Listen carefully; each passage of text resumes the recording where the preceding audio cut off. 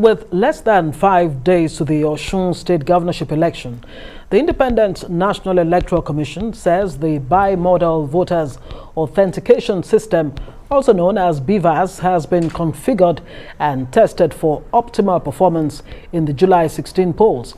INEC National Commissioner and Chairman Information and Voter Education, Festus Okoye, gave the assurance in a chat with the Rise News earlier today. Okoye says the commission will be collaborating with the Nigerian Air Force for the airlifting and distribution of election materials and personnel to remote areas of Osun State. The electoral body will also meet with stakeholders in the state and sign the peace accord on Wednesday, July 13. INEC is once again appealing to Osun State indigents to shun vote buying and selling to enable it conduct credible polls. Well, for more on the Osun election, Patrick Obahiagbon, former member of the House of Representatives of Nigeria, APC chieftain and member, Media Committee of the Osun Campaign Council, join us now in the studio. Thank you so much for being on the news tonight. As I say, you, my sister, this is what thank you, Ngozi. Okay. So, in 2018, your party, the APC, won the Osun state governorship election only after a rerun. Do you foresee another rerun election in Osun State, giving your party victory? How confident are you? Not at all. I am very aplomb that the victory this time is going to be a landslide victory. And that is because in the case of Governor Oyetola, it is a case of political res ipsa loquitur. By that I mean the fact speaks for itself.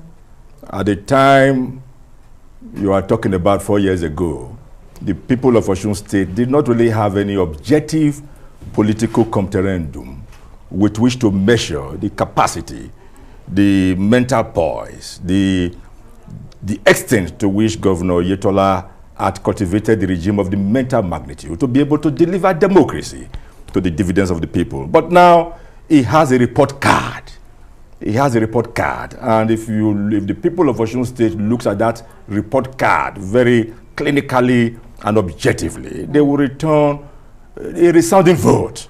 What exactly is that report card? I mean, unemployment rate 37%, only 3.7% of the populace covered by insurance, the so-called HIS.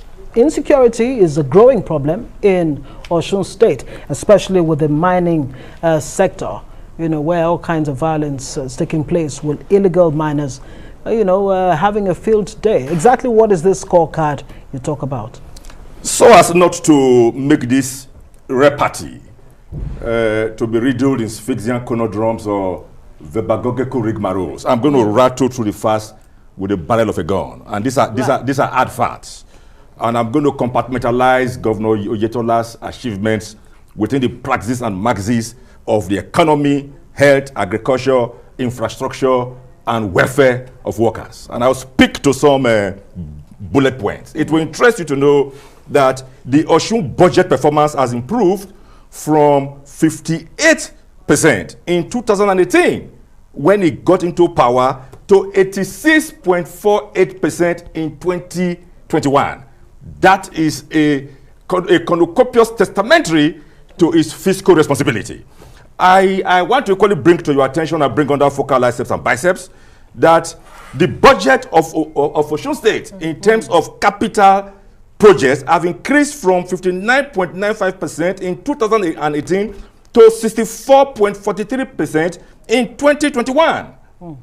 And it will interest you to know that Osun State has the 4th lowest unemployment rate in the country and the 2nd lowest in the Southwest region. And these are brass tacks. What's the percentage of that unemployment rate? You work it out. Work it out. The figure I just gave you, 37% unemployment, by any standards, is not a pass mark. No. If you take notice of the fact and take immutable recognition of the fact that Osun State is a microcosm in a macrocosm, it's a state operating within the context of the Federal Republic of Nigeria, right? And you judge that against what is happening across the Latin Federal Republic of Nigeria, you will give me a pass mark, especially when you know that that is a state where you don't have oil, especially when you know that is a state.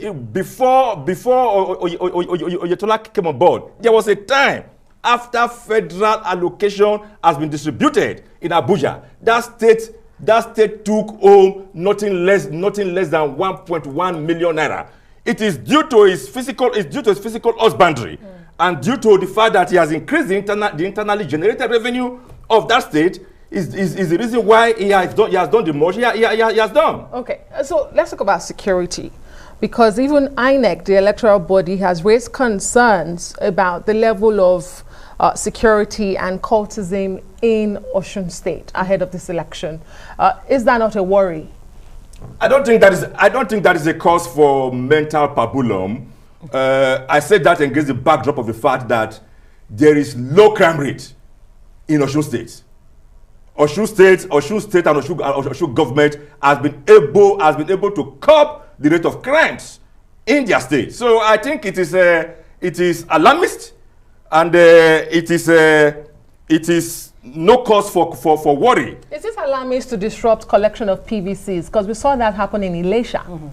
Is that alarmist? For thugs to have a free day in broad daylight, disrupt people from collecting the PVCs, which will allow them to vote come July 16th. Is that alarmist? You can't justify that. But what we are saying here, on a broader scale, if you look at the ratio of 1 to 10, I am saying to you, on the ratio of 1 to 10, Osun State is free of crime to the tune of about 7 to 8%. You certainly cannot totally incapable or immobido extirpate some of those deviant behaviors. But you do not now use such infinitesimal quantum to now give a generic quantification as to what is the crime rate in Osun State. All right, we'll give you that, but there are serious concerns about security around the election. Come July 16, the Osun people will be going to the polls. How confident are they that their lives and property will be protected? Considering the level of, politics by all means, victory by all means, do or die tendencies, growing tendencies as far as that's concerned. How do you guarantee that the people will be protected, before, during, and even after the election? And there's that issue of vote buying. There are concerns that the ruling party will use any means, including vote buying or vote trading, as some would refer to it, to gain the upper hand. In a country where our system of government still anchors around prebendalism, in a country where our system of government is still highly mercantilistic, in a country where our system of government is still practicing crude and primitive capitalism, it will be sheer vacuous hocus pocus. It will be sheer jickery pokery for me to sit down here and say to you that the issues you have raised, under focal biceps and biceps, are not issues to worry about.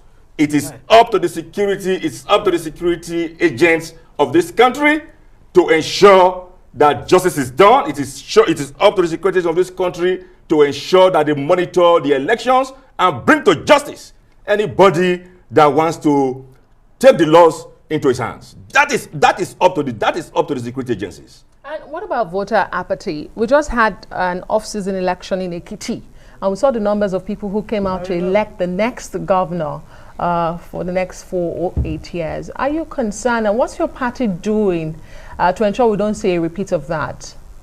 Well, you cannot blame the voters when they don't come out to vote. Who do we blame? You blame government. Which government? That is the truth of the matter. You blame over the years. You blame government. You blame government over the years. The truth of the matter is that government has not risen up to its constitutional onus probandi in providing democracy dividends for the people. Against that backdrop, therefore, the people feel a sense of psychological and emotional anathema towards their civic rights. And but you are not going to see this. In almost 8 years, Nigerians still don't have the confidence that their votes will count. Is that what you're saying? You are not going to see this in Osun. because Governor Oyetola has lifted the bar, The workers in Osun State are happy. The workers are going to come out to vote.